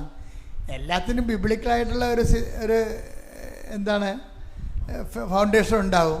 പക്ഷേ ആൾക്കാരുടെ അനുഭവ തലങ്ങളിൽ നിന്ന് അവരിടുന്ന പേരുകളാണ് ഇതൊക്കെ. ആൾക്കാരുടെ അനുഭവ തലങ്ങൾ എന്നുവെച്ചാൽ ഇപ്പോൾ ഞാൻ ഷിക്കാഗോയിൽ ചെന്ന് ഉടമ്പടി ധ്യാനം നടത്താൻ വേണ്ടി ചെന്നപ്പോൾ തന്നെ ആ പള്ളിയിലെ ആൾക്കാരെല്ലാം പറഞ്ഞു, അച്ഛാ ഇത് കണ്ട അച്ഛാ, നമ്മുടെ പള്ളിയുടെ മുകളിൽ നോക്കിയേ എന്താ മഴവില്ല് വീശി നിൽക്കണമെന്ന്. അതെന്താണ് കാര്യം? അതായത് ഉടമ്പടി ദൈവം സ്ഥാപിച്ചപ്പോൾ മഴവില്ല് സ്ഥാപിച്ചത് എന്താ പറഞ്ഞത്? ഈ മഴവില്ല് ഞാനും നീയും തമ്മിലുള്ള ഉടമ്പടിയുടെ ആ ഉടമ്പടി സ്ഥിരപ്പെടുത്തിയിരിക്കുന്നതിൻ്റെ അടയാളമായിരിക്കുമെന്ന്. സ്ഥിരപ്പെടുത്തുന്ന അടയാളമാണ് ശരിക്കും. ഇങ്ങനെ ഞാൻ മാത്രമല്ല, ജനങ്ങൾ മാത്രമല്ല, ആ 3 ദിവസവും ആ മഴവില്ല് അവിടെ നിൽക്കുക ശരിക്കും. എന്നുവെച്ചാൽ ഉടമ്പടിയിൽ ഇപ്പോൾ ഇന്നലെ തൊട്ട് തുടങ്ങിയ സാക്ഷ്യങ്ങൾ, ഷിക്കാഗോയിൽ നടന്ന ഉടമ്പടിയുടെ സാക്ഷ്യങ്ങൾ ഇന്നലെ തൊട്ട് ഇവിടെ വന്ന് പറയാൻ തുടങ്ങിയിട്ടുണ്ട്. 2 ആഴ്ച ആയുള്ള ഷിക്കാഗോയിൽ ഉടമ്പടി എടുത്തിട്ട് ഞാൻ ഇങ്ങോട്ട് പോകുന്നത്. പുറകെ സാക്ഷ്യം വരുന്നുണ്ട്. അതിൻ്റെ കാരണം എന്ന് വെച്ച് കഴിഞ്ഞാൽ സഞ്ചാരി മാതാവാണ്. അമ്മ എവിടെയും എത്തി. അതുകൊണ്ടാണ് ഈ പ്രസൻസ് എപ്പോഴും നമ്മൾ ശ്രദ്ധിക്കണം. നിങ്ങൾ ആഴത്തിൽ തന്നെ വളർത്തണമെന്ന് പറയുമ്പോൾ അതിൻ്റെ ഏറ്റവും നല്ല രൂപമാണ് ഈ ഉടമ്പടിയിലുള്ള ഓരോ ഘട്ടങ്ങളും വളരെ ശ്രദ്ധയോടെയാണ് നമ്മൾ പാലിക്കേണ്ടത്. വളരെ ശ്രദ്ധയോടെ. കാര്യം ദൈവം പറഞ്ഞിരിക്കുന്ന എല്ലാം കറക്റ്റ് കാര്യങ്ങളാണ്. അതെല്ലാം ദൈവം ഉടമ്പടി വഴിയാണ് നിവൃത്തിയാക്കുന്നത്. എല്ലാം ഉടമ്പടി. നമുക്ക് വരുന്നൊരു വിഷയം, നമ്മൾ ചിലർക്ക് ശ്രദ്ധയില്ലാത്തതാണ് വിഷയം. ആ ഉടമ്പടി വിഷയം നിങ്ങൾ ചെയ്യുന്നുണ്ടാകാം, നിങ്ങളത് യാന്ത്രികമായിട്ട് ചെയ്യുന്നുണ്ടാകും. ഇപ്പം യാന്ത്രികമായിട്ട് ഇപ്പം നമ്മുടെ ഒരു വീട്ടിലൊരാളെ നിർത്തിക്കഴിഞ്ഞാൽ ഇപ്പം പൈസ ഉള്ളവരൊക്കെ കുഞ്ഞുങ്ങളെ നോക്കാൻ വേണ്ടി ഒരാളെ നിർത്തുന്നത്, അവർക്ക് ജോലിക്ക് പോകണം, അതുകൊണ്ട് ഒരാളെ നിർത്തത്തില്ലേ?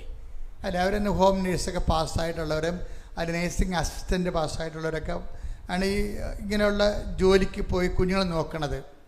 പക്ഷേ അവർ കുഞ്ഞുങ്ങളെ കുളിപ്പിക്കുകയും ചെയ്യും, ഭക്ഷണം കൊടുക്കും, ഉറക്കും, എല്ലാം ചെയ്യും. പക്ഷേ അമ്മ നോക്കണ പോലെ വരുമോ? അതാണ് വരത്തില്ലെന്നുള്ളതാണ് നമ്മുടെ ഒരു ധാരണ. അത് രണ്ട് വിഷയമാണ്. ഇതുപോലെ തന്നെ ഉടമ്പടി നമുക്ക് മെക്കാനിക്കലായിട്ടും ചെയ്യാം, കൂലിക്ക് ചെയ്യാം. എന്തെങ്കിലും കാര്യങ്ങൾ നടക്കാൻ വേണ്ടി ഞാൻ പറഞ്ഞതെല്ലാം കാട്ടിക്കൂട്ടി നിങ്ങൾ ചെയ്ത് ഒപ്പിക്കും, അങ്ങനെ ചെയ്യാം. ശമ്പളത്തിന് വേണ്ടി ഉടമ്പടി ചെയ്യാം. അതേസമയത്തിന് ദൈവത്തിൻ്റെ പൈതൽ എന്ന രീതിയിൽ ദൈവസ്നേഹത്തെ വളരാനും നിലനിൽക്കാൻ ഈശോ എന്താ പറഞ്ഞത്? ഇതിനകത്ത് ഗ്യാപ്പ് ഉണ്ടാകരുതെന്ന് ഈശോ പറഞ്ഞത്. ഗ്യാപ്പ് ഉണ്ടാകരുതെന്ന്. ദൈവസ്നേഹത്തിൽ ഗ്യാപ്പ്, അത് ഭയങ്കരമായ ഒരു പ്രശ്നമാണ് ഉടമ്പടിയിൽ ഗ്യാപ്പ് ഉണ്ടാകരുത്. എന്താ? നിങ്ങൾ എൻ്റെ സ്നേഹത്തിൽ നിലനിൽക്കുവിൻ, അല്ലേ? അതായത് 15:9 എന്താണ്? നിങ്ങൾ എൻ്റെ സ്നേഹത്തിൽ നിലനിന്ന് കഴിഞ്ഞാൽ എന്ത് സംഭവിക്കും? നിങ്ങൾക്ക് ഇഷ്ടമുള്ളത് ചോദിക്കാം, അല്ലേ? അതാണ് സംഭവം. അപ്പം നിലനിൽപ്പാണ് ഒരു പ്രശ്നം. 15:9 15:7 ഒന്ന് വായിച്ച് യോഹന്നാന്റെ സുവിശേഷം. യോഹന്നാൻ 15:9. യോഹന്നാൻ 15:9. പിതാവ് എന്നെ സ്നേഹിച്ചതുപോലെ ഞാനും നിങ്ങളെ സ്നേഹിച്ചു. നിങ്ങൾ എന്റെ സ്നേഹത്തിൽ നിലനിൽക്കുവിൻ. യോഹന്നാൻ 15:7. യോഹന്നാൻ 15:7. നിങ്ങൾ എന്നിൽ വസിക്കുകയും എന്റെ വാക്കുകൾ നിങ്ങളിൽ നിലനിൽക്കുകയും ചെയ്യുന്നെങ്കിൽ ഇഷ്ടമുള്ളത് ചോദിച്ചു കൊള്ളുക, നിങ്ങൾക്ക് ലഭിക്കും. അപ്പം ഇവിടെ വരുന്നവർ ശ്രദ്ധിക്കേണ്ട ഒരു വിഷയം എന്ന് വെച്ച് കഴിഞ്ഞാൽ, ചിലർ എങ്കിലും അവർ പറയും ഉടമ്പടി അത് 90 ദിവസത്തെ കാര്യമല്ലേ എന്ന് പറയും. 90 ദിവസത്തെ കാര്യമല്ലേ? അപ്പോൾ അത് കഴിഞ്ഞാൽ നിങ്ങൾ എന്ത് ചെയ്യും? നിങ്ങൾ ലോകത്തന്മാരായിട്ട് ജീവിക്കുമോ? അപ്പോൾ അതിന് ഗ്യാപ്പായില്ലേ? അപ്പോൾ 90 ദിവസത്തെ കാര്യമല്ലേ എന്ന് ദൈവത്തോട് പറയരുത് നിങ്ങളൊരിക്കലും. മനസ്സിലായില്ലേ? 90 ദൈവവും നമ്മളും തമ്മിലുള്ള ബന്ധം ഒരു ഷോർട്ട് ടൈം ബിസിനസ് അല്ല. ദൈവവും തമ്മിൽ കർത്താവ് ഒന്ന് പ്രാർത്ഥിച്ച്, കർത്താവ് ദൈവമേ, സാങ്കേതികമായിട്ട് നിലനിന്നാൽ പോരെ, പിന്നെ എന്ത് ചെയ്യണം? സ്നേഹത്തിൽ നിലനിൽക്കണം. ഇത് പ്രത്യേക ഒരു വിഷയമാണ്. ഈ കഴിഞ്ഞ ദിവസങ്ങളിൽ ഒരു സാക്ഷ്യമുണ്ടായി. ജിജോ പാലക്കാട്, അദ്ദേഹം പറഞ്ഞത്, ഞാൻ ഒന്നിനും വേണ്ടിയല്ല ഉടമ്പടി എടുത്തത്, ഒരു നല്ല ക്രിസ്ത്യാനിയായിട്ട് ജീവിക്കാനാണ്. അയ്യോ, എന്നാ പറച്ചിലായി ആൾക്കാരൊക്കെ ഇപ്പോൾ പറഞ്ഞുകൊണ്ടെന്നറിയാമോ? ഞാൻ ഒന്നിനും വേണ്ടിയല്ല ഉടമ്പടി എടുത്തത്. ജിജോ പാലക്കാട് ഇന്നലെ പറഞ്ഞ നല്ല ക്രിസ്ത്യാനിയായിട്ട് ജീവിക്കാനാണ്. ഇപ്പം കേരള ജനതയ്ക്ക്, മലയാള സമൂഹത്തിന് മനസ്സിലായി ഉടമ്പടി എന്ന് പറയണത് നല്ല ദൈവ പൈതലായിട്ട് ജീവിക്കാൻ വേണ്ടിയുള്ള ദൈവത്തിൻ്റെ വിളിയാണ്. കൈയടിക്കട്ടെ, ശ്രുതികട്ടെ. അത് തിരിച്ചിട്ടിരിക്കുകയാണ്. ചില പറയും എനിക്ക് ജോലി വേണം, വീട് വേണം, വഴി വേണം, അഡ്മിഷൻ വേണമെന്നല്ലേ പറയണത്. അത് ശരിക്കും പറഞ്ഞാൽ അതിൻ്റെ തന്നെ വേറൊരു അത് നമുക്ക് പ്രാധാന്യം കൊടുക്കുന്ന രീതിയിലുള്ളൊരു സെറ്റിൽമെൻറ്റാണ്. ജിജോ ഇത് സെറ്റ് ചെയ്തിരിക്കണം എന്താണെന്ന് വെച്ച് കഴിഞ്ഞാൽ, എനിക്ക് ഇവിടെ കയറി നിന്ന് 10 മനുഷ്യരുടെ മുമ്പിൽ നീ ചെയ്ത കാര്യങ്ങൾ പറഞ്ഞ് നിന്നെ മഹത്വപ്പെടുത്താൻ എനിക്കൊരവസരം തരണം. കാര്യം വല്ല സാക്ഷ്യങ്ങളും പറഞ്ഞാൽ ഇവിടെ കയറ്റി പറയിപ്പിക്കത്തില്ലല്ലോ, ഞങ്ങൾക്ക് ബോധ്യം വന്നാം. ഇവിടെ പറഞ്ഞ എല്ലാ സാക്ഷ്യവും ഞാൻ അംഗീകരിക്കത്തില്ല. എന്താ കാര്യം? അത് ഉടമ്പടി അവർ ഇപ്പോൾ തൽക്കാലം കേട്ട് കഴിയുമ്പോൾ ഒരു ഒക്കെ അടിക്കുന്ന സാധനമാണ്. അതിനകത്ത് വിശ്വാസമുണ്ട്, ദൈവസ്നേഹമുണ്ട്, ഉടമ്പടിയുണ്ട്, അവൻ പറയണ പോലെ ചെയ്തിട്ടുണ്ട്, ദൈവത്തിൻ്റെ ഇടപെടലുണ്ടെന്ന് പറയുമ്പോൾ അവരവിടുന്ന് കൺകറൻ്റായിട്ട് പറയും. പക്ഷെ ഞാനൊരു സാക്ഷ്യം തിരഞ്ഞെടുക്കുമ്പോൾ എനിക്കിതെല്ലാം ഞാൻ ചോദിക്കും. ഈ സാക്ഷ്യത്തിൻ്റെ അകത്ത് മെഡിക്കൽ ഗ്രൗണ്ട് ഇല്ലേ? മെഡിക്കൽ ഗ്രൗണ്ട് ഉണ്ടെങ്കിൽ നമ്മൾ പറയേണ്ട ആവശ്യമില്ലല്ലോ. അത് മെഡിസിൻ്റെ ടെക്നിക്കൽ സയൻറ്റിഫിക് ആയിട്ടുള്ള പ്രൂവ് കിട്ടിയിട്ടല്ലേ അത് നമ്മളോട് ബന്ധമില്ല. അത് ദൈവത്തിൻ്റെ തന്നെ വേറൊരു ദാനം, ഡോക്ടർമാരിലൂടെ കിട്ടണതാണത്. നമുക്കിവിടെ കിട്ടേണ്ടത് ഉടമ്പടി മാത്രമായിരിക്കണം അതിൻ്റെ പ്രധാനപ്പെട്ട കാരണം. അപ്പം അങ്ങനെ ജിജോയ്ക്ക് 2-3 സാക്ഷ്യങ്ങൾ കിട്ടിയപ്പോൾ ജിജോയുടെ സാക്ഷ്യത്തിൽ കൺകറൻ്റ് കിട്ടി. അപ്പോൾ ജിജോ പറഞ്ഞെന്താണെന്ന് വെച്ച് കഴിഞ്ഞാൽ, ഞാൻ എപ്പോഴാണ് എൻ്റെ തടസ്സങ്ങളും കടങ്ങളൊക്കെ മാറി എൻ്റെ ജീവിതം സെറ്റ് ചെയ്യാൻ തുടങ്ങി എപ്പോഴാണെന്ന് അറിയാവോ? അത് ഞാൻ പത്രം കൊടുക്കാൻ തുടങ്ങിയപ്പോഴാണെന്ന്. അതാണ് വിഷയം. എന്നിട്ട് ഈ കക്ഷി പത്രം കൊടുക്കണ 1-2 അല്ല, ഒരു മാസം വന്നിട്ട് 10 കെട്ട് പത്രം 3 പ്രാവശ്യമായിട്ടും അതായത് 10 കെട്ടിൻ്റെ 10 കെട്ട് പത്രം 3 പ്രാവശ്യം വാങ്ങിച്ചിട്ടുണ്ട്. എന്നിട്ട് രാത്രി വരെ കൊണ്ടു നടന്ന് കർത്താവിൻ്റെ വേല ചെയ്യാൻ പറഞ്ഞ് കർത്താവ് സുവിശേഷത്തെക്കുറിച്ച് പറഞ്ഞു, ദൈവത്തെക്കുറിച്ച് പറഞ്ഞു, സഭയെക്കുറിച്ച് പറഞ്ഞു, അനുഭവങ്ങൾ പറഞ്ഞു, കൈമാറി കൊടുക്കുകയാണ്. അതിൻ്റെ പ്രശ്നം വെച്ച് കഴിഞ്ഞാൽ നിങ്ങൾ എപ്പോഴും മനസ്സിലാക്കണം, കാരുണ്യ പ്രവൃത്തികൾ ചെയ്യണതും അത് സുവിശേഷ പ്രവർത്തനം ചെയ്യണതും 2 മാർക്കാണുള്ളത്. സുവിശേഷ പ്രവർത്തനങ്ങൾ ചെയ്യണതും കാരുണ്യ പ്രവർത്തികൾ ചെയ്യണതും 2 മാർക്കാണ്. ഇപ്പം നേരത്തെയുള്ള മാർപ്പാപ്പ ഇരുന്നപ്പോൾ കാരുണ്യ പ്രവർത്തിക്കായിരുന്നു പ്രാധാന്യം. പുതിയ മാർപ്പാപ്പ വന്നപ്പോൾ സുവിശേഷ പ്രവർത്തനത്തിനായിരിക്കും പ്രാധാന്യം. വ്യത്യാസം വന്നിട്ടില്ലേ? സഭ ഓരോ കാലത്തും ഇങ്ങനെ പരിപോഷിപ്പിക്കപ്പെട്ടുകൊണ്ടിരിക്കും. ഫ്രാൻസിസ് മാർപ്പാപ്പ കാരുണ്യ പ്രവർത്തിക്കായിരുന്നു പ്രാധാന്യം. പുതിയ മാർപ്പാപ്പ വന്നപ്പോൾ കർത്താവിനെ അറിയാത്തവരെ അറിയിക്കുക എന്നുള്ള മിഷനെയാണ് പ്രാധാന്യം. എന്താ കാര്യം വെച്ചാൽ സുവിശേഷത്തിൽ ഏതിനാണ് വിലയെന്ന് ചോദിച്ചാൽ 2 മസ്റ്റാണ്. പക്ഷേ വില നോക്കുമ്പോൾ നമുക്ക് മനസ്സിലാകും. ഇപ്പോൾ തന്നെ ഉദാഹരണത്തിന് കാരുണ്യ പ്രവൃത്തി ചെയ്യുമ്പോൾ അതിൻ്റെ ഒരു റിസൾട്ട് എന്താണ്? ഉദാഹരണത്തിന് മത്തായിയുടെ സുവിശേഷം 25:34 എടുത്ത് ശ്രുതികടെ ഹല്ലേലൂയ ഹല്ലേലൂയ ഹല്ലേലൂയ ഹല്ലേലൂയ ഹല്ലേലൂയ യേശുവേ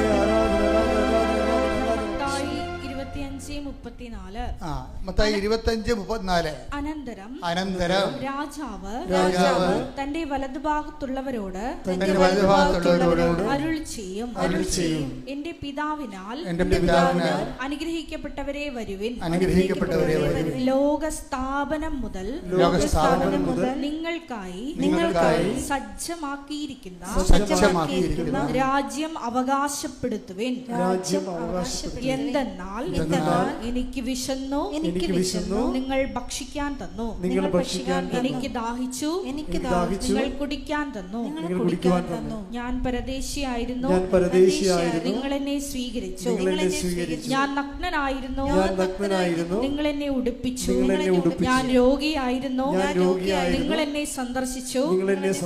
ഞാൻ കാരാഗൃഹത്തിലായിരുന്നു, നിങ്ങൾ എന്റെ അടുത്ത് വന്നു. ഇതാണ് നമ്മൾ കാരുണ്യ പ്രവൃത്തികളിലൂടെ ചെയ്യുന്നത്. അപ്പോഴേ എന്താ കാരുണ്യ പ്രവൃത്തി റിസൾട്ട് എന്താണ്? എന്താ അവസാനം 34 എന്താ പറയണത്? എൻ്റെ പിതാവിനാൽ അനുഗ്രഹിതരെ വരുവിൻ, ലോകാരംഭം മുതലുള്ള രാജ്യം നിങ്ങൾ അവകാശമാക്കുമെന്ന് പറയും. അപ്പം നമുക്ക് ഉടമസ്ഥ കിട്ടി. എൻ്റെ അടുത്ത് വരുന്നൊരു ട്വിസ്റ്റിങ് വരണമെന്ന് വെച്ച് കഴിഞ്ഞാൽ ഇനി സുവിശേഷ കൈമാറ്റമാണ് രണ്ടാമത്തത്. സുവിശേഷ കൈമാറ്റത്തിൻ്റെ വിഷയം എന്താണ് പറയണത്? അവകാശമാക്കുന്ന പൊസിഷൻ ചെറുതോ വലുതോ എന്നുള്ളത് വേറൊരു വിഷയമാണ്.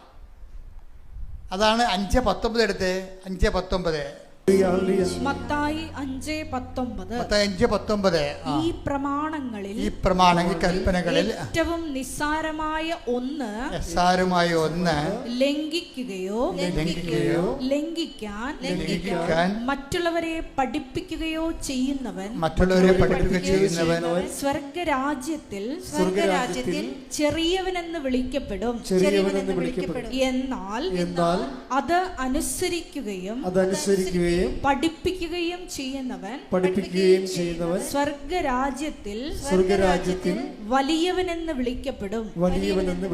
അപ്പൊ അതായത് വിശ്വാസം കൈമാറുന്നവൻ, വിശ്വാസം പഠിപ്പിക്കുന്നവൻ, വിശ്വാസം പ്രചരിപ്പിക്കുന്നവൻ, അവനാരാണ്? ദൈവരാജ്യത്തിലെ വലിയവനാണ്. മറ്റെന്താണ്? ദൈവരാജ്യം അവകാശപ്പെടുത്തിയിരിക്കുന്നേ ഉള്ളൂ. ചെറുതാ വലുതാണെന്ന് നമുക്കറിയത്തില്ല. വലുതാകണമെന്നുണ്ടെങ്കിൽ എന്ത് ചെയ്യണം? സുവിശേഷം കൈമാറണം. കർത്താവിനെ അറിയാത്തവരെ അറിയിക്കണം. അതാണ് ജിജോ പറയണത്. എനിക്ക് പത്രം ഞാൻ കൈമാറാൻ തുടങ്ങിയപ്പോഴാണ് എനിക്ക് കർത്താവ് ഇടപെടാൻ തുടങ്ങിയെന്ന്. എന്താ കാര്യത്തിൽ അവന് കൊടുത്തിരിക്കുന്ന വരം അതാണ്, സുവിശേഷ കൈമാറ്റമാണ്. അപ്പം സുവിശേഷ കൈമാറ്റത്തിന് ധൈര്യമില്ലാത്ത എനിക്ക് വേണത് ഉടമ്പടി എടുക്കാൻ പറ്റും, പക്ഷേ റിസൾട്ട് വലുതായിട്ട് പ്രതീക്ഷിക്കരുത്. റിസൾട്ട് ഉണ്ടാകും, തീർച്ചയായിട്ടും ഉണ്ടാകും. കാരുണ്യ പ്രവർത്തി റിസൾട്ട് ഉണ്ടല്ലോ, പ്രാർത്ഥനയുടെ റിസൾട്ട് ഉണ്ടാകും.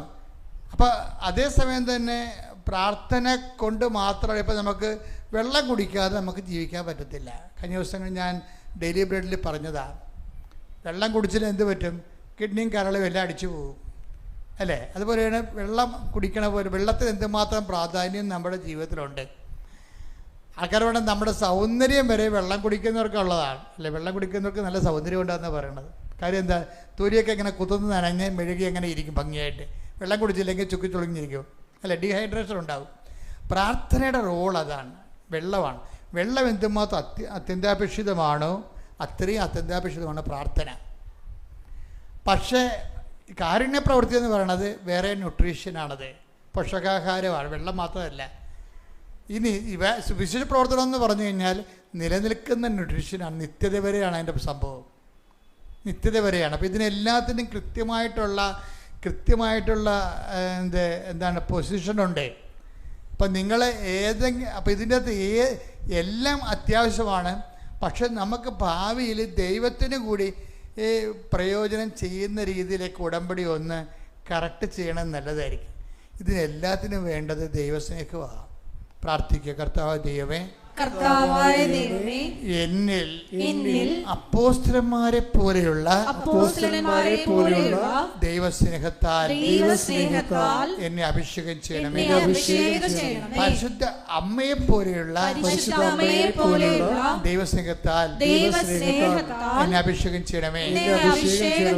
ഈശോ മിശിഹായെ പോലെയുള്ള ദൈവസ്നേഹത്താൽ എന്നെ അഭിഷേകം ചെയ്യണമേ. ഇപ്പൊ പരിശുദ്ധാത്മാവെ 3 ആൾക്കാരെ പറഞ്ഞു. എന്തൊക്കെയാണ്? ദൈവസ്നേഹത്തിന്റെ വക്താക്കളായിട്ട് ഒന്ന് അപ്പോസ്തലന്മാരെ പറഞ്ഞു അല്ലേ? പിന്നെ എന്ത് പറഞ്ഞു? അമ്മയെ പറഞ്ഞു. പിന്നെ എന്ത് പറഞ്ഞു? ഈശോയെ പറഞ്ഞു. ഈ 3 ആൾക്കാർക്കും ദൈവസ്നേഹമുണ്ട്. പക്ഷേ ഡിഗ്രീസ് ഓഫ് പെർഫെക്ഷനിൽ വ്യത്യാസമുണ്ട്. ഈശോ ഈ കുരിശ് മുഴുവനും എടുത്ത് എന്താണ്? അപ്പായുള്ള സ്നേഹത്തിൻ്റെ പ്രതിയാണ്. ഈശോയ്ക്ക് കുരിശ് പോലും അഭിഷേകമായി മാറിയതിൻ്റെ കാരണം ഇതിൻ്റെ പിന്നിൽ അപ്പായുടെ ഇഷ്ടം നിറവേറ്റാൻ കഴിയുമ്പോൾ ആത്മസന്തോഷമാണ് വരേണ്ടത് ഉള്ളിൽ. എല്ലാ സഹനങ്ങളിലും ആത്മസന്തോഷം നമുക്ക് തോന്നുന്നത് വരെ നമ്മൾ ദൈവസ്നേഹത്തിൽ പുരോഗമിക്കേണ്ടിയിരിക്കുന്നു. മനസ്സിലായില്ലേ? എല്ലാ സഹനങ്ങളിലും ആത്മസന്തോഷം എന്നെ തിരഞ്ഞെടുത്ത കൊണ്ടാണ് എനിക്ക് ഉടമ്പടി ചെയ്യാൻ കഴിയണത്. അപ്പം എന്തു ചെയ്യും? ഇപ്പം ഈശോ പറഞ്ഞിട്ടുണ്ട്, നിങ്ങൾ എന്നെ തിരഞ്ഞെടുക്കുകയല്ല, ഞാൻ നിങ്ങളെ. 15:16 നിങ്ങൾ എന്നെ തിരഞ്ഞെടുക്കുകയല്ല, ഞാൻ നിങ്ങളെ തിരഞ്ഞെടുക്കുകയാണ് ചെയ്തത്. നിങ്ങൾ പോയി ഫലം പുറപ്പെടുവിക്കുന്നതിനും നിങ്ങളുടെ ഫലം നിലനിൽക്കുന്നതിനും വേണ്ടി ഞാൻ നിങ്ങളെ നിയോഗിച്ചിരിക്കുന്നു.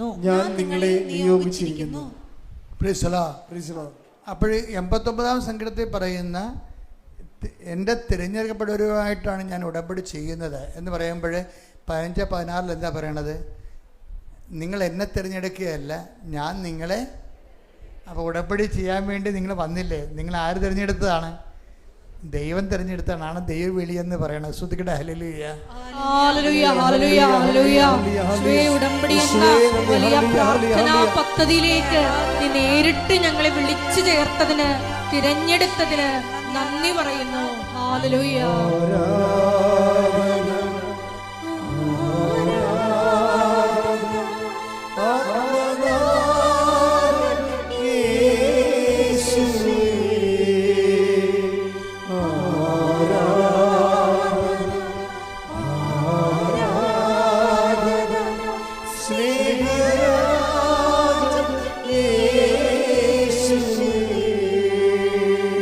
പരമദിവ്യകാരുണ്യത്തിന് ആരാധനയും സ്തുതിയും പുകഴ്ചയും ഉണ്ടായിരിക്കട്ടെ. ഇപ്പൊ എന്നിലൂടെ കർത്താവിന്റെ ആത്മാ പറയണത് എന്താണ്? നിങ്ങളുടെ ദൈവം, നിങ്ങൾ ഏത് ആളായാലും നിങ്ങളുടെ ഉടമ്പടി നിങ്ങളോടുള്ള ദൈവത്തിൻ്റെ ഒരു വിളിയാണ്.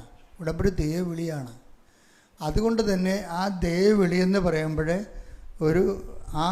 അതിനോട് നമുക്ക് കാണിക്കേണ്ട ആദ്യം എന്താണ്? വിശ്വസ്തതയാണ് അല്ലേ? ഉടമ്പടി ജീവിക്കണത്. ഹബക്കൂക്കിലൊരു വചനമുണ്ട്, ഹബക്കൂക്ക് 2:4. ഹൃദയ പരമാർത്ഥതയില്ലാത്തവൻ പരാജയപ്പെടും. എന്തെന്നാൽ നീതിമാൻ തന്റെ വിശ്വസ്തത മൂലം ജീവിക്കും. ഇതാ വിഷയം. അതായത് ഉടമ്പടി ദൈവത്തിൻ്റെ വിളിയാണ്. അത് ദൈവം നമ്മളെ തിരഞ്ഞെടുത്തതാണ്. ഇതിൽ സ്നേഹത്തിൽ നിലനിൽക്കാനാണ് പറഞ്ഞതെങ്കിൽ അത് നിലനിൽക്കുന്നത് വിശ്വസ്തതയിലൂടെയാണ്. മനസ്സിലായില്ലേ? വിശ്വസ്തതയില്ലാത്തവരെന്താണ്? ഹൃദയപരമാർത്ഥത ഇല്ലാത്തവരെന്നാണ് കണ്ടുകയാണത്.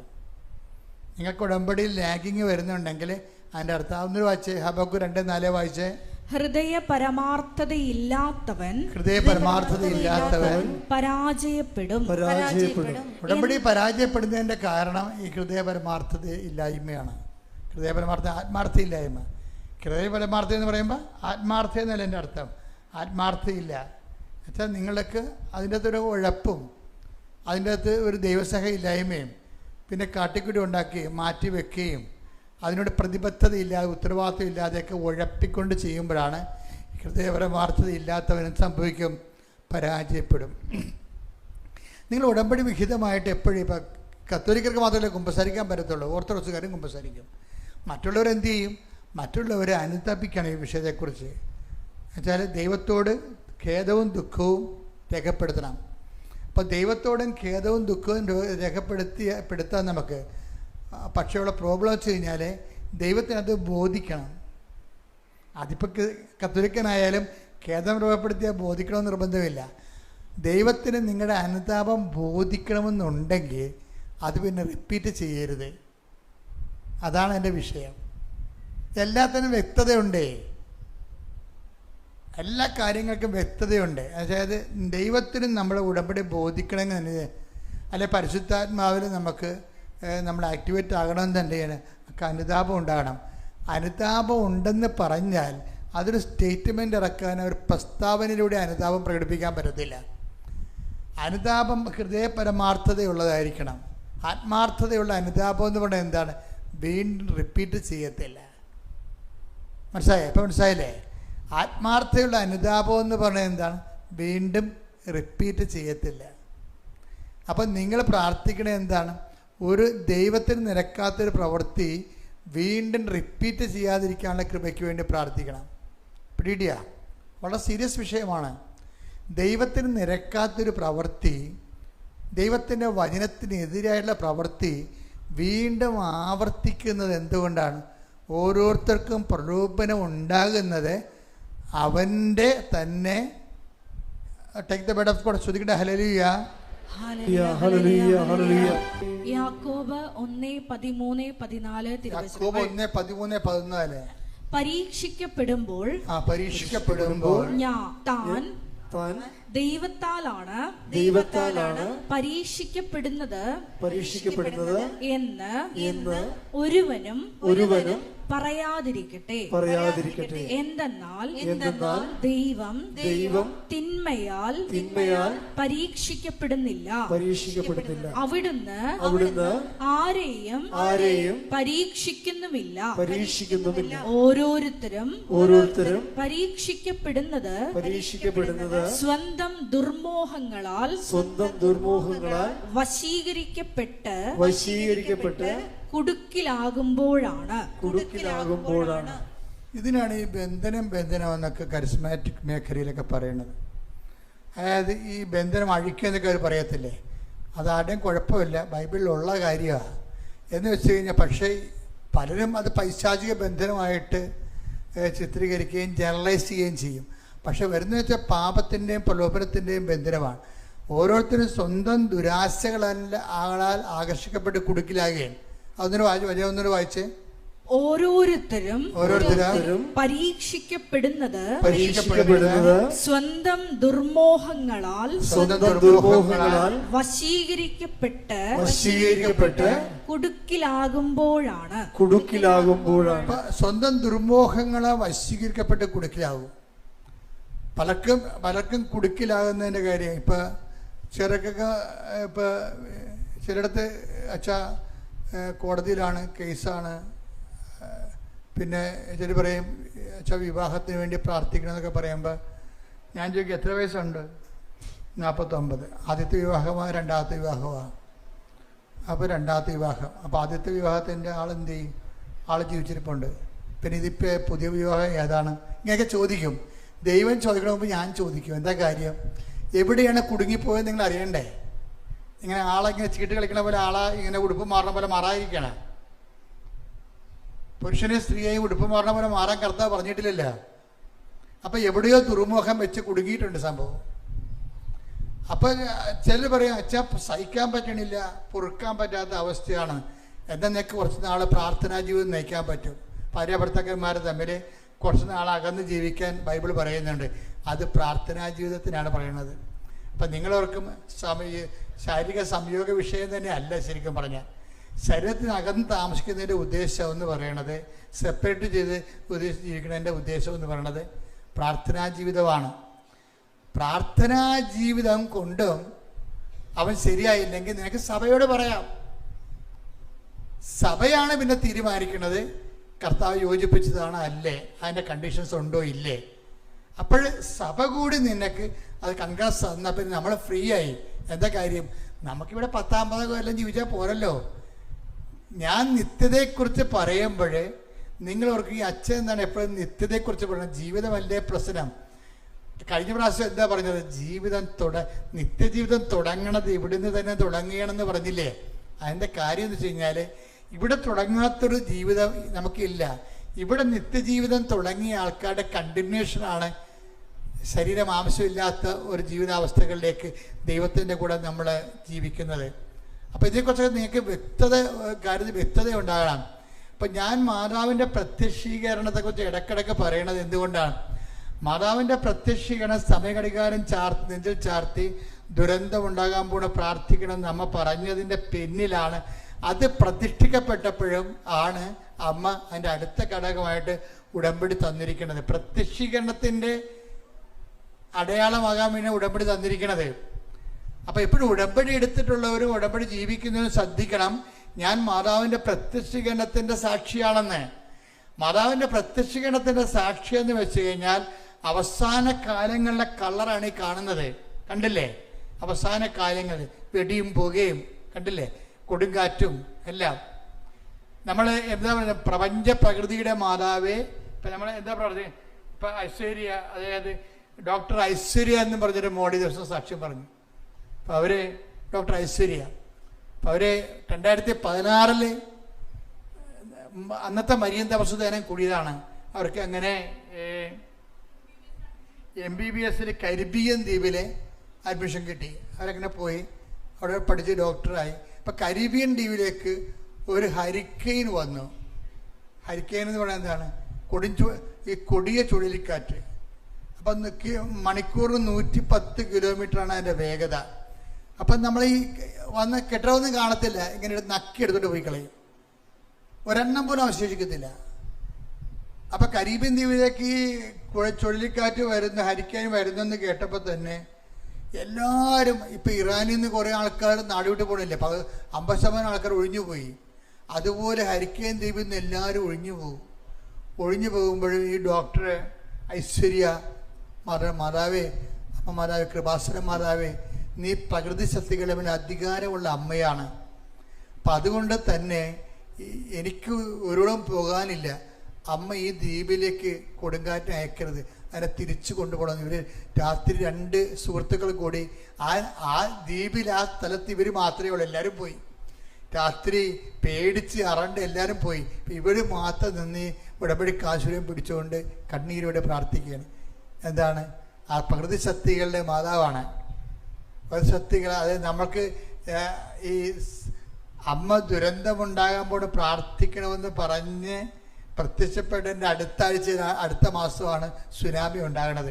അപ്പം അതിനുവേണ്ടി, അതുകൊണ്ട് തന്നെ പ്രകൃതി ശക്തികളും ഉണ്ടാകാൻ പോകുമ്പോഴും അതിന് എതിരെ ഉണ്ടാകുന്നതും അന്ത്യകാലത്തിൻ്റെ അവസ്ഥ ആരംഭിക്കുമ്പോഴൊക്കെ എല്ലാം കൃപാസനം മാതാവിൻ്റെ പ്രത്യക്ഷീകരണം സഭ പഠിച്ചിട്ട് ഈ ഉടമ്പടി ലോകം മുഴുവനും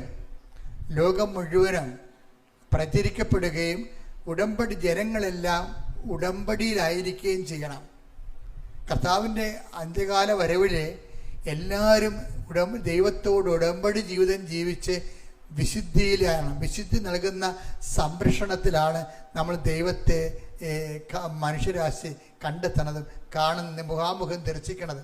അപ്പോൾ ഒരു മുഖാമുഖം ദർശിക്കുക എന്നുള്ള ഒരു വിഷയം എനിക്ക് പറയാതിരിക്കാൻ പറ്റത്തില്ല. കാര്യം നിങ്ങൾ പറയുമ്പോൾ സാധാരണ വിഷയമായിരിക്കും ഞാൻ ആദ്യം പറയണത്. ചെന്ന് എത്തണത് എവിടെയാണ്? ചില ചിട്ടിയും വട്ടിയും കൊട്ടയൊക്കെ പറയത്തുള്ളൂ ആദ്യം. പക്ഷെ ചെന്ന് എത്തണത് എവിടെയാണ് നിങ്ങൾ നോക്കണം. എവിടെയാണ്? നിത്യതയിലുമായിട്ടുള്ള ബന്ധത്തിലാണ്. നിങ്ങളെ ഊട്ടി ഉറപ്പിക്കാൻ വേണ്ടിയാണ്. നിങ്ങൾ ഗ്യാപ്പില്ലാത്ത നിങ്ങൾ എൻ്റെ സ്നേഹത്തിൽ നിലനിൽക്കുമെന്ന് പറയണത്. അപ്പം നിങ്ങളെപ്പോഴും നമ്മുടെ മുമ്പിൽ എപ്പോഴും പ്രാർത്ഥിക്കണം, കർത്താവേ എൻ്റെ ജീവിത ആവശ്യം കഴിഞ്ഞാലും അങ്ങയുടെ ഉടമ്പടി നിലനിൽക്കാൻ എന്നെ സഹായിക്കണമേ. ഇതുമാത്രം മനുഷ്യരാണെന്നറിയാമോ? ഞാൻ ഫിലാഡൽഫിയ ധ്യാനിപ്പിച്ചുകൊണ്ടിരിക്കുകയാണ്. അപ്പോഴേ അമ്മ പറഞ്ഞു, അടുത്ത ധ്യാനം അഗ്നിസ്നാന ധ്യാനമാണ്, മരിയൻ അഗ്നിസ്നാന ധ്യാനമാണെന്ന് പറഞ്ഞു.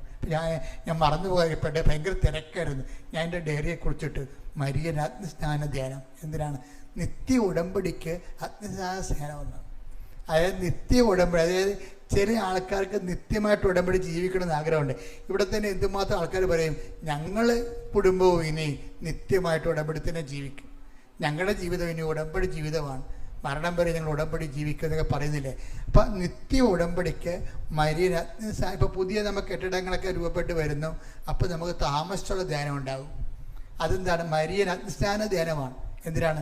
നിത്യ ഉടമ്പടി ജീവിക്കാൻ ആഗ്രഹിക്കുന്നവർക്ക്. അതായത് എപ്പോഴും നമ്മൾക്ക് എപ്പോഴും നമ്മൾ ശ്രദ്ധിക്കേണ്ടത്, ദൈവത്തിന് നിങ്ങളൊരു ഒരു മെസ്സേജ് കൊടുക്കണം. എന്താ വെച്ചാൽ, കർത്താവ് എനിക്ക് ഉടമ്പടി ജീവിക്കാൻ ആഗ്രഹമുണ്ട്. പിന്നെ അതേസമയം തന്നെ ഒത്തിരിയേറെ പലതരത്തിലുള്ള അലട്ടലുകളുണ്ട്.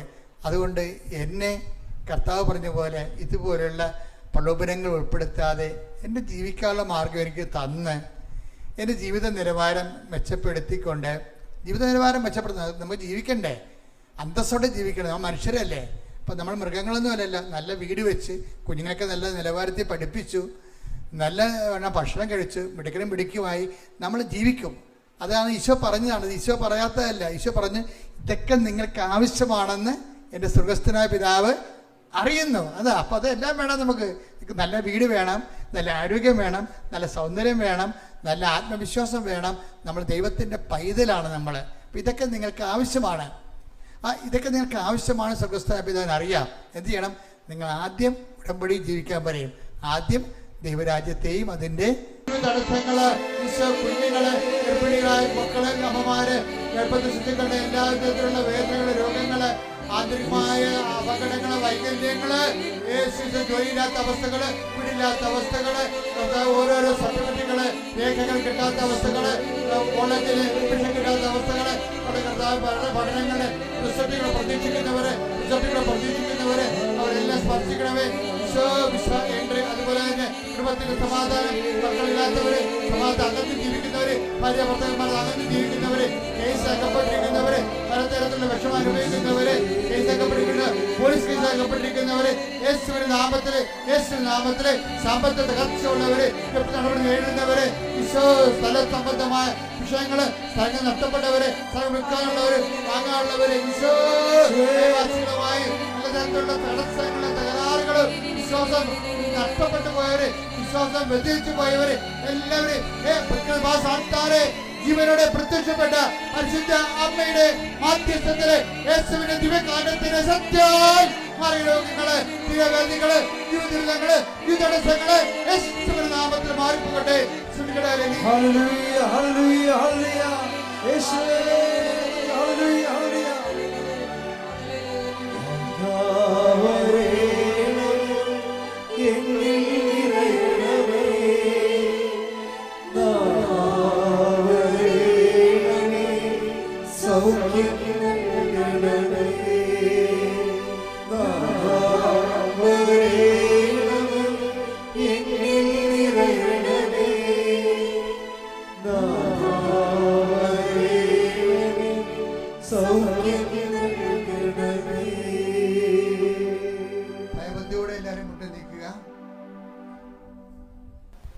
ഒരിക്കൽ കൂടി മരിയൻ ഉടമ്പടിയിൽ സമർപ്പിച്ചിരിക്കുന്ന എല്ലാ വിഷയങ്ങളും, നമ്മുടെ വ്യക്തിപരമായിട്ടുള്ള പ്രാർത്ഥന നൊമ്പരങ്ങളും ദൈവമാതാവിൻ്റെ മധ്യസ്ഥയിൽ ദിവ്യകാരുണ്യ സന്നിധിയിൽ സമർപ്പിച്ച് നമുക്ക് ഒരു നിമിഷം മൗനമായിട്ട് പ്രാർത്ഥിക്കാം.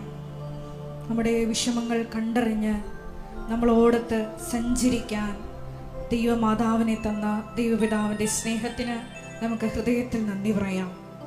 ഉടമ്പടി എന്നത് നിത്യതയോളം നിലനിൽക്കുന്ന ഒരു ജീവിത നടപടിയാണെന്ന് തിരുവചനത്തിലൂടെ നമ്മൾ കേൾക്കുകയായിരുന്നു. ഈശോയെ, നിലനിൽക്കുന്ന ഫലം പുറപ്പെടുവിക്കുവാൻ, നിത്യമായി നിന്നോട് ഉടമ്പടിയോട് ചേർന്ന് മുന്നേറുവാൻ ഈ ആരാധനയിലൂടെ ഞങ്ങളെ പ്രത്യേകമായിട്ട് അഭിഷേകം ചെയ്യണമേ എന്ന് പ്രാർത്ഥിച്ചുകൊണ്ട് ശിരസ്സ് നമിച്ച് നമുക്ക് ദിവ്യകാരുണ്യനാഥൻ്റെ ആശീർവാദം സ്വീകരിക്കാം.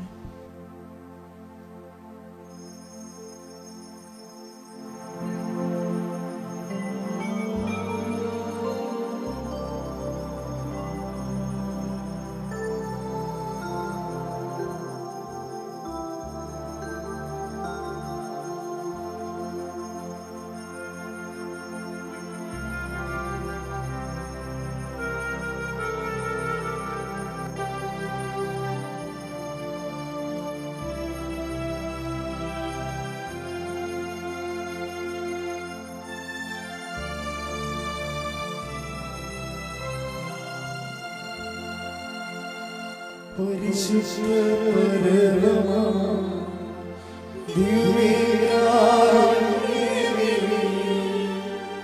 ഇന്നുമെന്നും അങ്ങേക്ക് ആരാധന. പരിശുദ്ധ പരമമാ ദിവ്യകാരുണ്യമേ, ഇന്നുമെന്നും